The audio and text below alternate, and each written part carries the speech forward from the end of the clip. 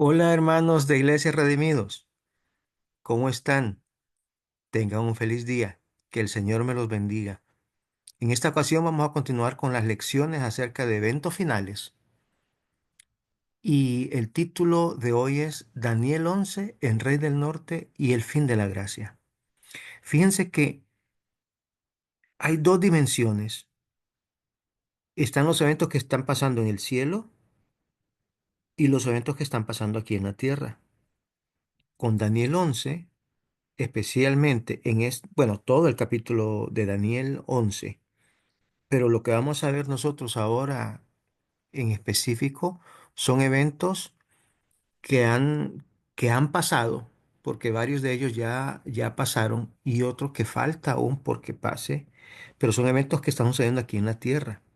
Mientras en el cielo estaba sucediendo algo, aquí también están sucediendo cosas. Y en las lecciones anteriores hemos visto quizá lo que está sucediendo en la dimensión celestial, cuando hablamos del sellamiento, del mensaje de las vírgenes, de la lluvia tardía, todo esto, ¿verdad? Son cuestiones que se están preparando en el cielo. Sin embargo, aquí en la tierra también suceden cosas y están escritas entonces en este libro de Daniel y explicadas aún con más detalle en el capítulo 11 del libro de Daniel. Así que ese es el tema que vamos a estudiar hoy. Daniel 11, el Rey del Norte y el fin de la gracia.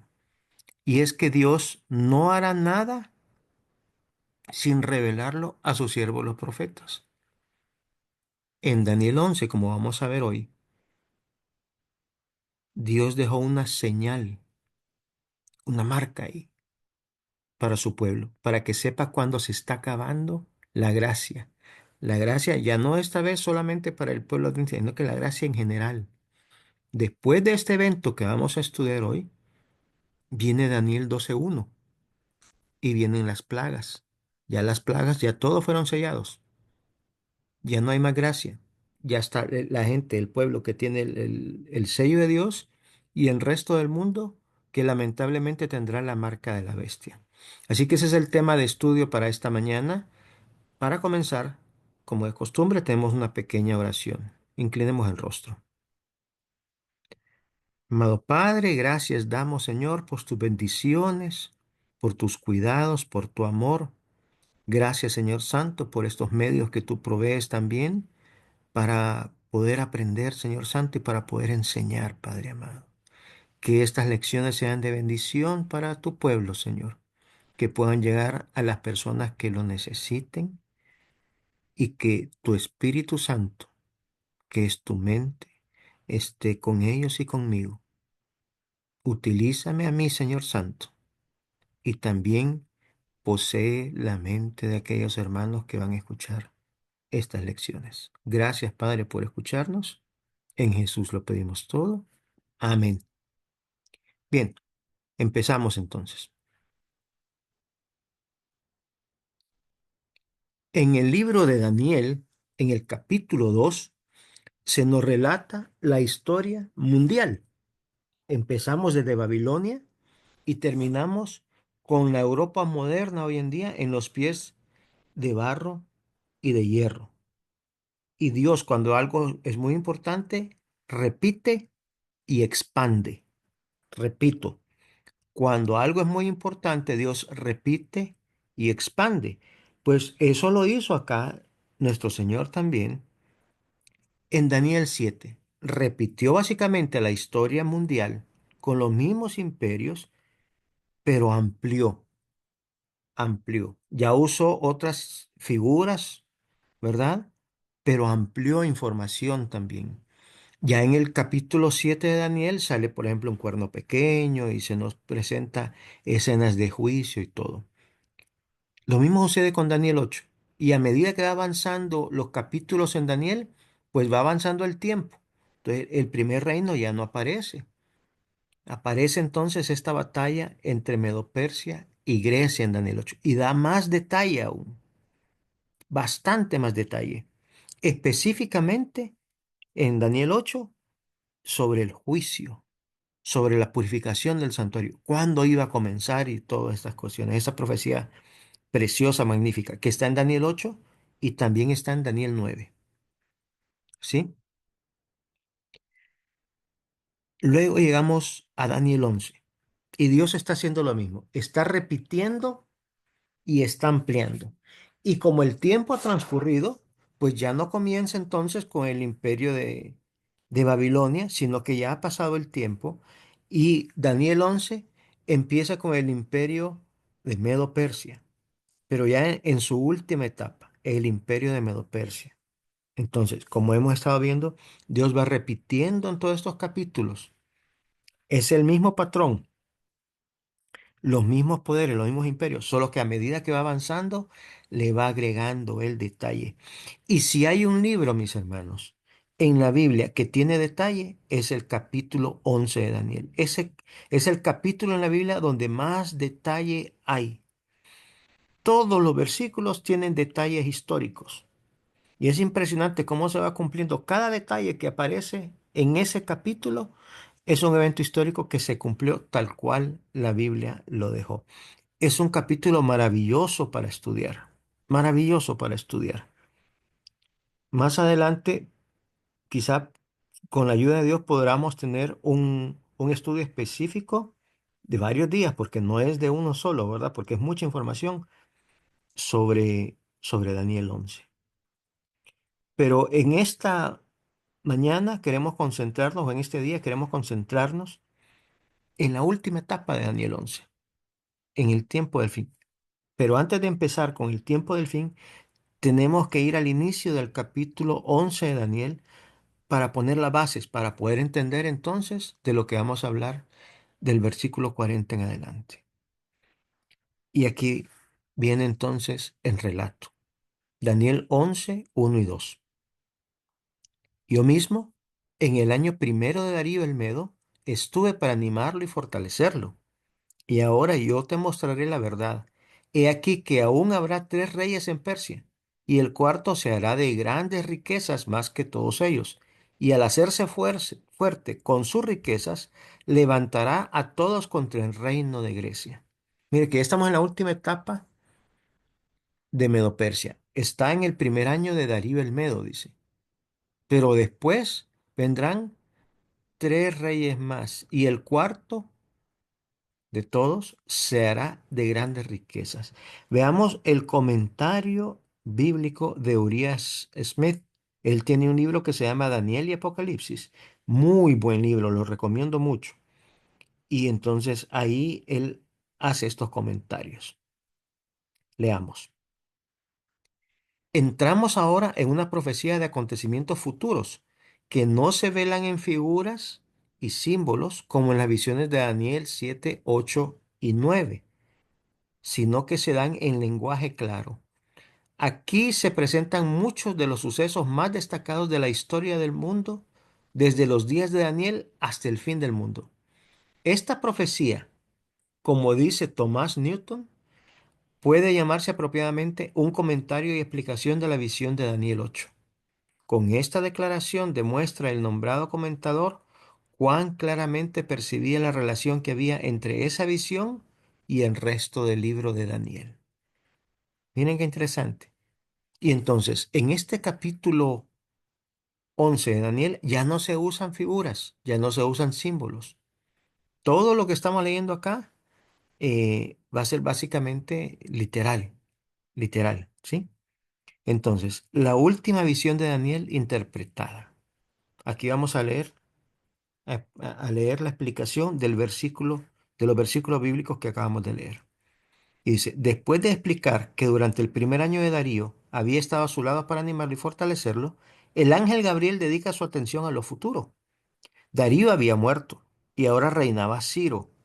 Habría todavía tres reyes en Persia, indudablemente sucesores inmediatos de Ciro.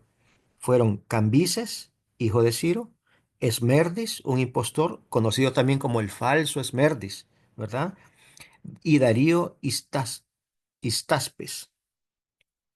Jerjes invadía Grecia, otro subtítulo. El cuarto rey después de Ciro fue Jerjes, hijo de Darío Istaspes. Fue famoso por sus riquezas, en cumplimiento directo de la profecía que anunciaba, se hará de grandes riquezas más que todos. Resolvió conquistar a Grecia y para ello organizó un poderoso ejército que, según Herodoto, contaba con 5.283.220 hombres.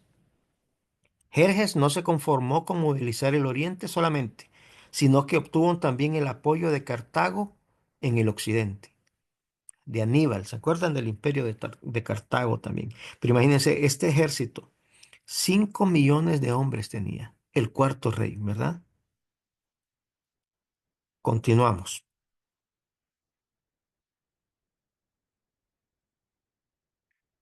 Daniel 11 3 y 4. Dice, se levantará luego un rey valiente, el cual dominará con gran poder y hará su voluntad.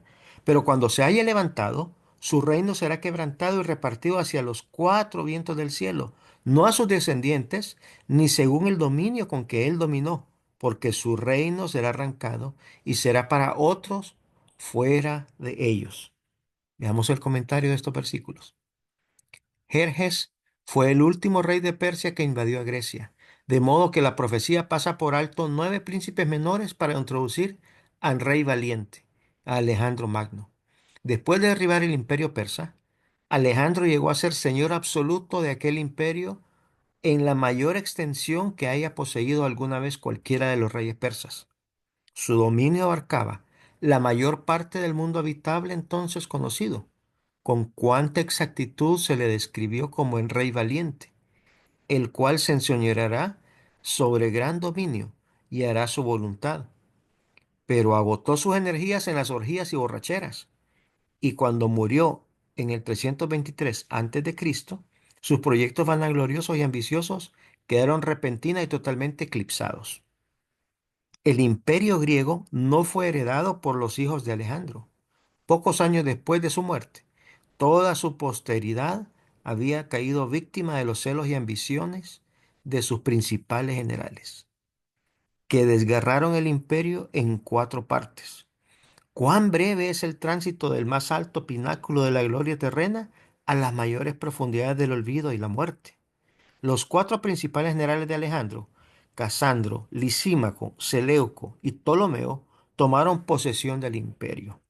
Así se cumplió lo que dijo, mire, el versículo anterior, no será para sus descendientes, dice, y será repartido hacia los cuatro vientos del cielo.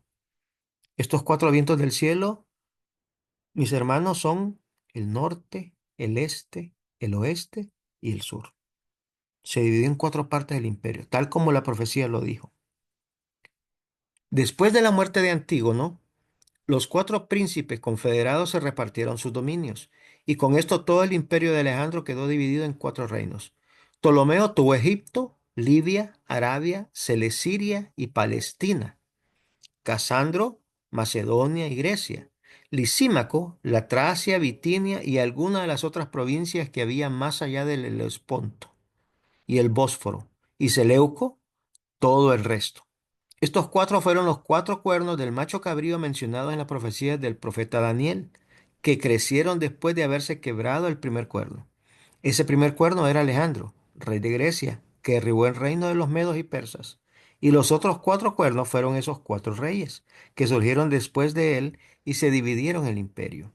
Fueron también las cuatro cabezas de leopardo, de las cuales se habla en otro lugar de las mismas profecías.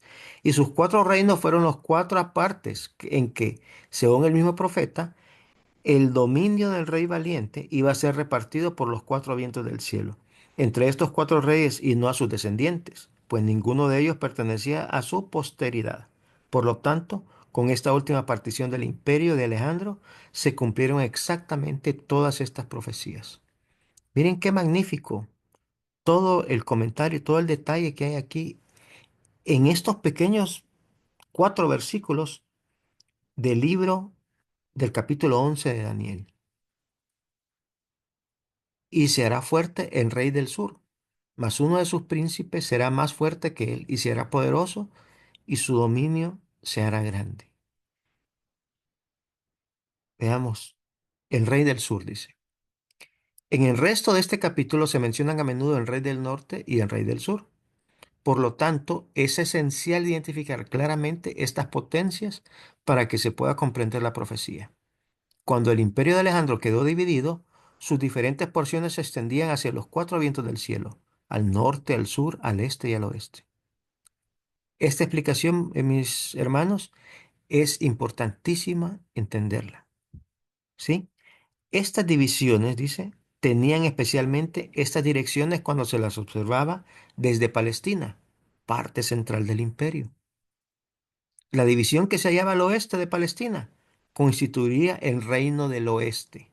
La que se encontraba al norte sería el reino del norte. La situada al este, el reino del este. Y la que se extendía al sur sería el reino del sur. ¿Sí? Esos son los cuatro vientos. Cuando el imperio de Alejandro quedó dividido en cuatro partes, entonces se dividieron cuatro reinos. El rey del norte, el rey del sur, el rey del oeste y el rey del este. Aquí vemos la imagen, aquí está claro. Palestina está todavía, voy a ver si tengo el cursor acá. Palestina es acá, en la parte morada que le pertenecía a los Ptolomeos, como leímos en la descripción. Ese es el rey del sur en ese momento. El rey del norte es Lisímaco, que está en azul celeste. Lo pueden ver ustedes, aquí lo estoy señalando con el cursor. El rey del oeste, en este caso, es Seleuco, y el rey del este, Casandro. Esos son los cuatro reyes, ¿verdad? Que se repartieron lo que era de Alejandro y hacia los cuatro vientos del cielo, norte, sur, este, oeste. Sigamos. Durante las guerras y revoluciones que siguieron a través de los siglos, cambiaron con frecuencia los límites geográficos, o fueron borrados y se instituyeron nuevos. Pero cualesquiera que fuesen los cambios efectuados, estas primeras divisiones de los imperios son las que deben determinar los nombres que desde entonces llevarán esas porciones del territorio, o no tendremos base ni norma para probar la aplicación de la profecía. En otras palabras, cualquiera que fuese la potencia que en un momento determinado ocupase el territorio que al principio constituyó el reino del norte, esa potencia iba a ser el rey del norte, mientras ocupase ese territorio. Cualquier potencia que llegase a ocupar lo que al principio constituyó el reino del sur sería, mientras tanto, el rey del sur. Hablamos solo de esos dos porque son de aquí en adelante los únicos dos mencionados en la profecía y porque de hecho todo el imperio de Alejandro se resolvió finalmente en esas dos divisiones. Vamos a ver entonces qué sucedió, por qué solo quedaron dos, el rey del norte y el rey del sur. Leemos.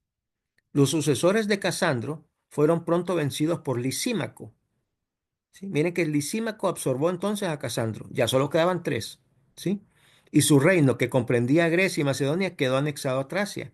Lisímaco, a su vez, fue vencido por Seleuco. Macedonia y Grecia fueron anexados entonces a Siria. Entonces, por eso ya solamente quedan dos. Solamente quedan los Seleucidas y los Ptolomeos. Los Seleucidas están ocupando la parte del norte, ¿sí? La parte que era de Lisímaco, la parte que era de Casandro. Están ocupando entonces el oeste, el norte y el este. Y entonces se convierten en el rey del norte. Y los Ptolomeos quedaron en el rey del sur. Continuamos leyendo. Estos hechos preparan el terreno para interpretar el texto que estudiamos. El rey del sur, Egipto, iba a ser fuerte. Ptolomeo Sotero anexó a Egipto, Chipre, Fenicia, Caria, Cirene y muchas islas y ciudades. Así fue hecho fuerte su reino. Pero la expresión uno de los príncipes de aquel introduce a otro de los príncipes de Alejandro. Debe referirse a Seleuco Nicator, quien, como ya se ha declarado al anexar Macedonia y Tracia a Siria, llegó a poseer tres de las cuatro partes del dominio de Alejandro y estableció un reino más poderoso que el de Egipto. Este es el reino de los Seleucidas, ¿verdad? Aquí nuevamente vemos la misma imagen, ¿sí? Los cuatro imperios, pero quedaron finalmente solamente dos. La parte que está de mostaza y azul celeste fue absorbida por la parte naranja y todo eso se convirtió en el rey del norte. La parte que está en morado se convirtió entonces en el rey del sur, de aquí en adelante. Si ustedes se fijan, todos esos territorios hoy en día todavía existen. Obviamente, esos imperios no existen, pero la potencia que llegó a ocupar eso, ¿verdad? Y estamos hablando como centro de Palestina, la potencia que lleguen a usar esos territorios van a ser el rey del norte o el rey del sur a través de la historia. Daniel 11:6. Al cabo de años harán alianza, y la hija del rey del sur vendrá al rey del norte para hacer paz. Había guerra entre ellos, entre el rey del norte y el rey del sur, pero quisieron hacer paz. Y dice el versículo 6, pero ella no podrá retener la fuerza de su brazo, ni permanecerá él, ni su brazo, porque será entregada a ella y los que la habían traído. Asimismo su hijo y los que estaban en parte de ella en aquel tiempo. Y aquí se divide, miren. Esto entonces ya estamos hablando del rey del norte y del rey del sur. Este es el imperio Seleucida, que se convirtió en rey del norte, y este es el imperio de los Ptolomeos, que se convirtió en rey del sur. Y en esta región acá está Palestina. Entonces, en base a la posición geográfica de Palestina, es que se decide si es el rey del norte o el rey del sur. Y como ya dijimos anteriormente, estos imperios ya no existen, pero los territorios ahí están. Entonces, a través de la historia, cualquiera de las potencias que vaya usando que vaya ocupando estos territorios, se convierten en rey del norte o rey del sur. Y aquí viene la explicación de Daniel 11:6. Mire qué interesante. ¿Se acuerda que querían hacer una alianza de paz? Pues aquí explica. Hubo frecuentes guerras entre los reyes de Egipto y los de Siria. Las hubo especialmente entre Ptolomeo Filadelfo, segundo rey de Egipto, y Antíoco Teos, tercer rey de Siria. Siria ya es el norte, ¿verdad? Acordaron finalmente hacer la paz a condición de que Antíoco repudiase a su primera esposa, Laodice, y sus dos hijos, y se casase con Berenice, hija de Ptolomeo Filadelfo. En cumplimiento de esto, Ptolomeo llevó a su hija a Antíoco y con ella le otorgó una inmensa dote. Empero ella no podrá retener la fuerza del brazo, es decir, no continuará manifestándose en su favor el interés y poder de Antíoco. Así resultó, porque poco después Antíoco hizo volver a la corte a su esposa anterior, Laodice, y sus hijos. Luego la profecía dice, ni permanecerá él, Antíoco, ni su brazo, o posteridad. Laodice, al recuperar el favor y el poder, temió que la inconstancia de Antíoco pudiese hacerla caer otra vez en desgracia, llamando de nuevo a Berenice. Habiendo concluido que sólo la muerte de él podría protegerla eficazmente contra una tal contingencia, lo hizo envenenar poco después. Tampoco los hijos que tuvo de Berenice le sucedieron en el reino, porque Laodice arregló los asuntos de tal manera que obtuvo el trono para su hijo mayor, Seleuco Calínico, porque será entregada a ella, Berenice. No se contentó Laodice con envenenar a su esposo Antíoco, sino que hizo matar a Berenice y su hijo todavía en la infancia. Los que habían traído todos sus asistentes y mujeres de Egipto, al procurar defenderla, fueron muertos con ella. Asimismo, su hijo fue muerto por orden de Laodice. Y los que estaban de parte de ella en aquel tiempo se refiere claramente a su esposo y a los que la defendieron. Así es que esa alianza no duró, se cumplió lo que la profecía dice. Ahora, de ahí en adelante, hasta el versículo 15, se dan esa lucha, ¿verdad? Entre el rey del norte y el rey del sur. Y eso ustedes lo pueden buscar en sus Biblias y se llaman las guerras de Siria, the Syrian Wars en inglés. Son 6 eh, guerras y ahí están en la historia registradas. Esos son los conflictos entre el rey del norte y el rey del sur y lo encontramos hasta el versículo 15 de Daniel 11. Después de eso, después del versículo 15 de Daniel 11, no se vuelve a mencionar el rey del norte hasta el versículo de Daniel 11:40 en que estamos ahorita. Repito, después de eso no se vuelve a mencionar el rey del norte. En unas ocasiones sí se menciona el rey del sur, entre el 15 y el 40 y se refiere casi siempre a Cleopatra. Cuando lo estudiamos en detalle, eso ustedes lo van a ver mejor. Pero no podrán encontrar ustedes en toda esa lectura el rey del norte. ya se está, todos esos versículos que siguen después ya se refieren al imperio de Grecia, a la Roma pagana y a la Roma papal, pero en ningún momento se menciona el rey del norte hasta en este momento, Daniel 11:40. Es decir, que la aplicación que tenemos que hacerle a Daniel 11:40 del rey del sur y del rey del norte tiene que ver la aplicación, la explicación que se hizo al inicio de este capítulo. Por eso vimos esos versículos ahora, ¿sí? Para poder entender esta parte. Bien, mire lo que dice. Pero al cabo del tiempo, otra versión dice, pero en el tiempo del fin, el rey del sur contenderá con él, y el rey del norte se levantará contra él como una tempestad, con carros y gente a caballo y muchas naves, y entrará por tierras e inundará y pasará. Aquí nos está llevando la profecía hasta el año 1798. Ahí comenzó, en esta aplicación, ahí comenzó el tiempo del fin. ¿Sí? 1798. Hasta ahí nos lleva la profecía. Continuamos. ¿Qué sucedió ahí? Esto que estamos viendo se le llama la batalla de las pirámides. Fue parte de las guerras napoleónicas. Aquí nos dice Wikipedia, ¿verdad? Campaña napoleónica en Egipto y Siria y guerras de la revolucionaria, de la Revolución Francesa. Ahí Ok. está. Francia atacando a Turquía o al Imperio Otomano, que era el rey del norte, desde Egipto, desde el territorio del rey del sur, tal como lo dijo la profecía, que el rey del sur iba a empezar a atacar al rey del norte. Así sucedió. Bien, ahí escuchamos la explicación, ¿sí? Nuevo conflicto entre los reyes del norte y del sur.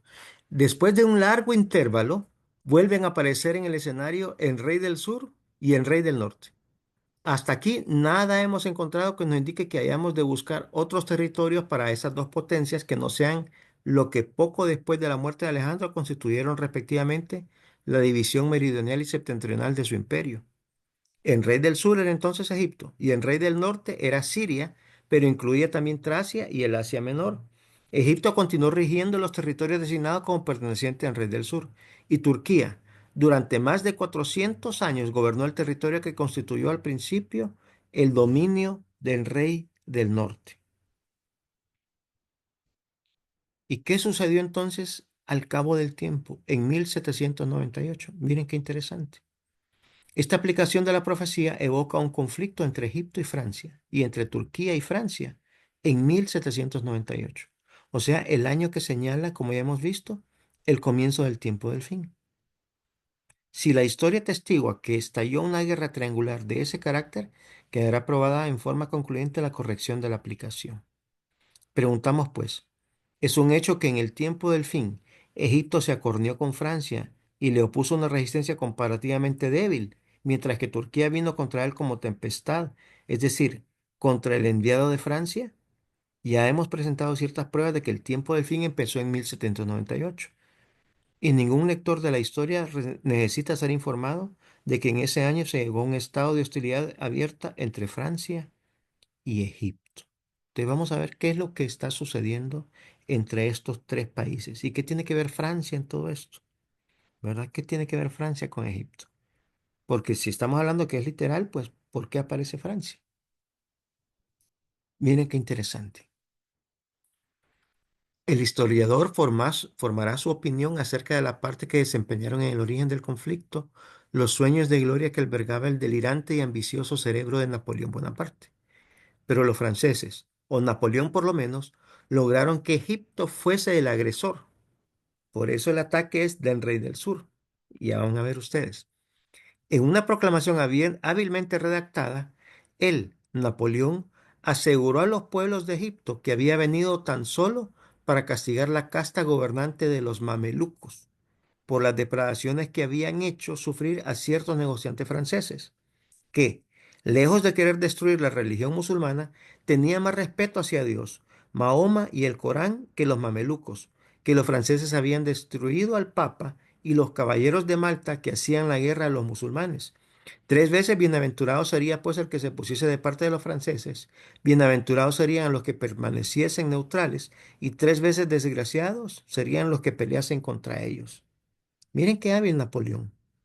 Llegó ante ellos en Egipto, tuvo una lucha pequeña contra la dirigencia de estos mamelucos, pero convenció al pueblo, convenció al resto de que en 1798 ya se había dado la herida mortal. Ese año se dio la herida mortal al papado en Europa. Entonces vino Napoleón y dijo, yo destruí al papado en Europa y a los caballeros de Malta. Los caballeros de Malta habían ido a hacer las guerras de la Santa Inquisición, eran las cruzadas, lo que llamaban las cruzadas, en el Oriente Medio. Y entonces hacían guerras contra los musulmanes. Y era el ejército del Papa, pues. Entonces, al haber derrotado en Europa Napoleón Bonaparte al papado, por medio del general Berthier, entonces se presentó ante los egipcios como su amigo también. Y convence a los egipcios en lanzar un ataque desde su territorio hacia el rey del norte. Cuando nosotros leemos el versículo 40 de Daniel 11, vemos que quien empieza a molestar es el rey del sur, tal como la historia lo está contando. Ahora, aquí viene una explicación más amplia, dice. El comienzo del año de 1798 encontró a los franceses celebrando grandes proyectos contra los ingleses. El directorio deseaba que Bonaparte emprendiese enseguida el cruce del canal y atacase a Inglaterra. Pero él, Bonaparte, ¿verdad? Veía que ninguna operación directa de esta clase podía emprenderse juiciosamente antes del otoño y no estaba dispuesto a arriesgar su creciente reputación pasando el verano en la ociosidad. O sea, él estaba victorioso, había derrotado al papado, el poder que por 1260 años había tenido control de toda Europa básicamente, y él lo había derrotado. El directorio, que era, digamos, la junta, ¿verdad? La junta de gobierno, quería que él entonces terminara esa gran conquista y conquistara también Inglaterra. Pero Napoleón dijo, todavía no es prudente, quizá el clima no era el adecuado, todavía no es prudente, pero no quería estar ocioso tampoco. Pero nos dice el historiador, veía una tierra lejana donde podía adquirir una gloria que le daría un nuevo encanto a los ojos de sus compatriotas por el aire romántico y misterioso que envolvía el escenario. Egipto, la tierra de los faraones y Ptolomeos, sería un noble campo para obtener nuevos triunfos. Mientras Napoleón contemplaba horizontes aún más amplios en los países históricos del Oriente, que no abarcan solamente el Egipto, sino también Siria, Persia, el Indostán y hasta el Ganges mismo, no tuvo dificultad en persuadir al directorio de que Egipto era el punto vulnerable donde podía ir a Inglaterra al interceptar su comercio oriental. De ahí que, con el pretexto mencionado arriba, se emprendió la campaña egipcia. Entonces, hizo campaña en Francia para que se le permitiera entonces ir a Egipto y atacar desde Egipto. Siempre no era atacar al rey del norte por ser el rey del norte, sino que lo que pretendía era debilitar a los ingleses, debilitar a Inglaterra, interceptando sus rutas de comercio. O sea, quería dañar la economía de Inglaterra para que estuviera más frágil y poder conquistarla con mayor facilidad. Dice, pero la situación de Napoleón se volvió precaria. Las flotas francesas, que era su único medio de comunicación con Francia, fue destruida por los ingleses bajo Nelson en Aboukir. Los ingleses entendieron eso y entonces acudieron a ayudar al rey del norte. El 11 de septiembre de 1798, en el tiempo del fin, ¿verdad? Mire cómo es. El sultán de Turquía, animado de celos contra Francia, arteramente fomentado con los embajadores ingleses en Constantinopla y exasperado porque Egipto, que había sido durante mucho tiempo semidependiente del Imperio Otomán, se transformaba en provincia francesa, declaró la guerra a Francia. Así el rey del norte, Turquía, se levantó contra él, contra Francia, que estaba ocupando Egipto en ese momento, ¿verdad? Al mismo año en que el rey del sur, Egipto, se acorneó con él y ambos al cabo del tiempo o al tiempo del fin. Esta es otra prueba concluyente de que el año 1798 es el que inicia este periodo y todo demuestra que es correcta la aplicación que se da aquí a la profecía. Sería imposible que se realizase al mismo tiempo tantos sucesos que satisfacen tan exactamente las especificaciones de la profecía sin que constituyesen su cumplimiento. Interesante, interesante, mis hermanos, cómo la historia confirma la profecía. Y es que la profecía es historia contada con anticipación. Y esto también, estos versículos y esta explicación que estamos viendo ahorita, viene a fortalecer nuestra fe en la palabra de Dios. Viene a fortalecer nuestra fe de que el libro de Daniel es un libro, es una profecía exacta, que tal como Dios lo profetizó, así sucedió. Entonces, eso cimenta también nuestra fe en la palabra de Dios. Continuamos, dice, el sitio comenzó el 18 de marzo. Napoleón fue llamado dos veces a dejarlo para salvar algunas divisiones francesas que estaban por caer en manos de las hordas musulmanas que inundaban el país. Perdón. Dos veces también se hizo una brecha en la muralla de la ciudad, pero los asaltantes, permítanme,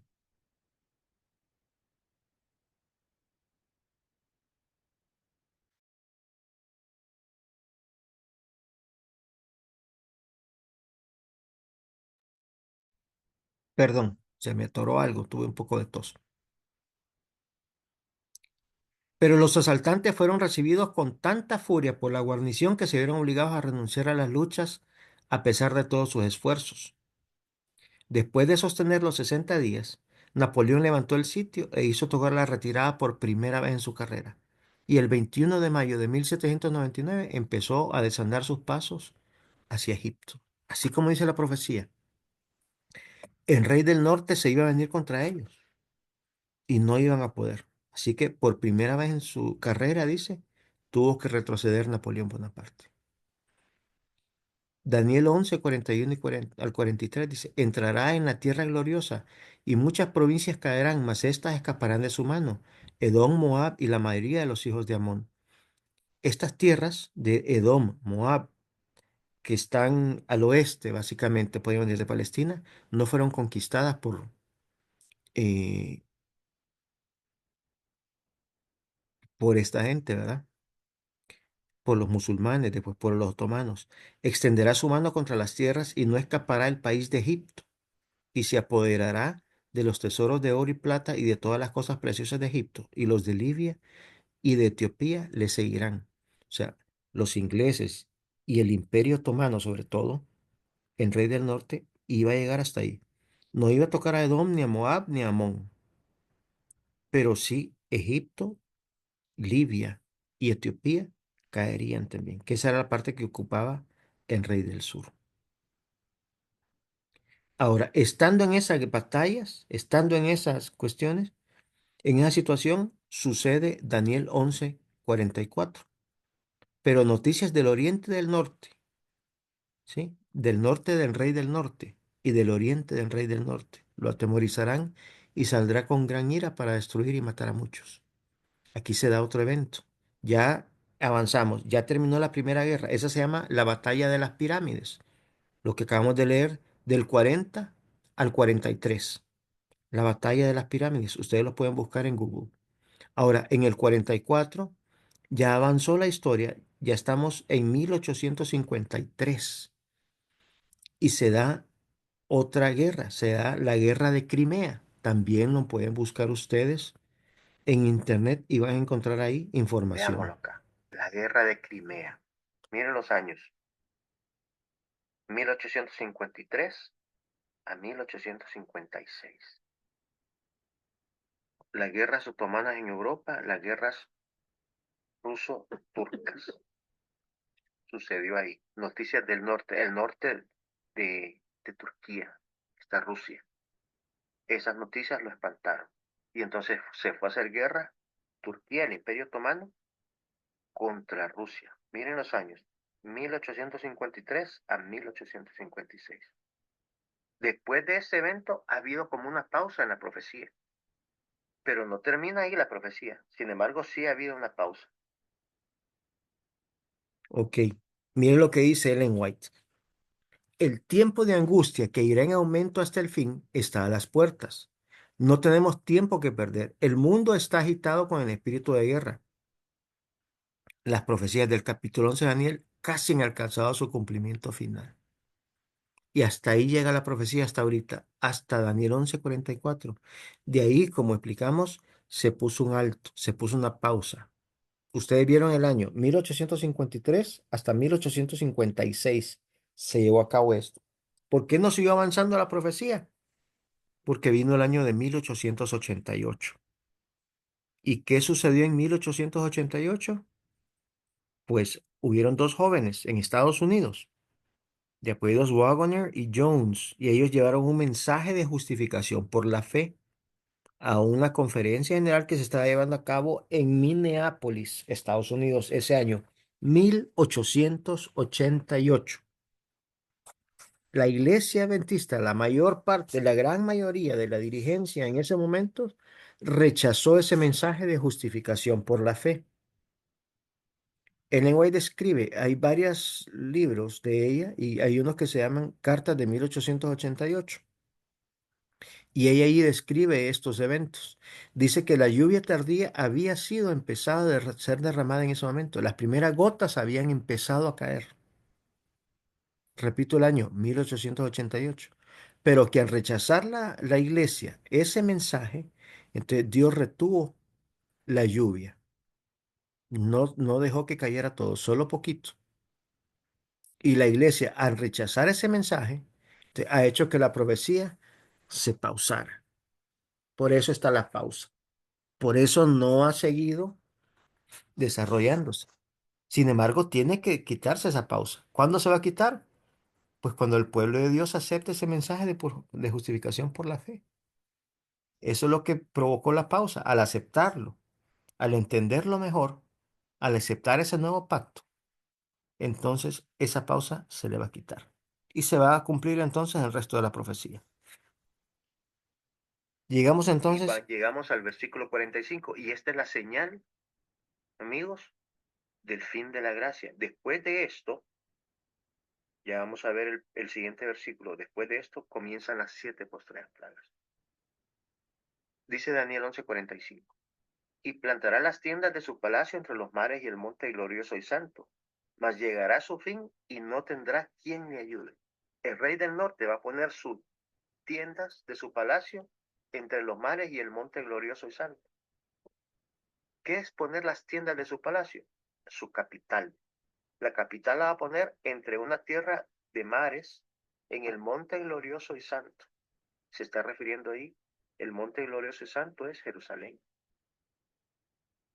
Así como está escuchando, esa va a ser la señal de que la gracia se está acabando aquí en el mundo. Cuando Turquía ponga su capital en Jerusalén, Turquía finalmente entonces va a terminar invadiendo a Israel. Esa va a ser la señal de que se acabó la gracia.